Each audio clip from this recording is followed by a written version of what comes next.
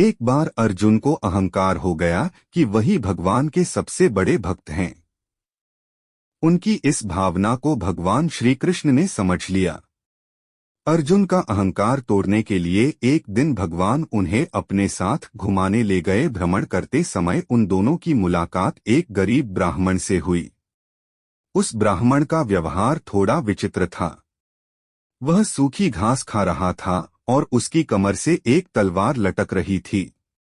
अर्जुन हैरान हो गए। उन्होंने उस ब्राह्मण से पूछा, आप तो अहिंसा के पुजारी हैं, जीव हिंसा न हो इसलिए सूखी घास खाकर अपना गुजारा करते हैं, लेकिन फिर हिंसा का यह साधन तलवार आपके साथ क्यों है?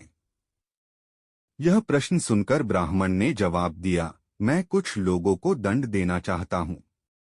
अर्जुन ने उत्सुक होकर फिर प्रश्न किया, हे महामना, आपके शत्रु कौन हैं? ब्राह्मण ने उत्तर दिया, 4 लोगों को ढूंढ रहा हूँ जिन्होंने मेरे भगवान को परेशान किया है। उन्हें उनके कर्मों का दंड दे सकूं। अर्जुन ने फिर पूछा, वे 4 लोग कौन हैं?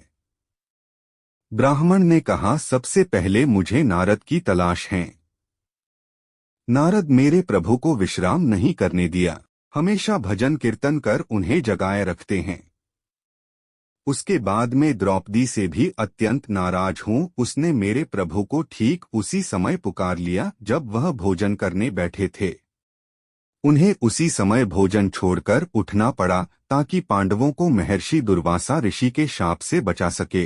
इतना ही नहीं, द्रौपदी ने मेरे आराध्य को झूठा भोजन खिला दिया। अर्जुन ने पूछा, आपका तीसरा शत्रु कौन है?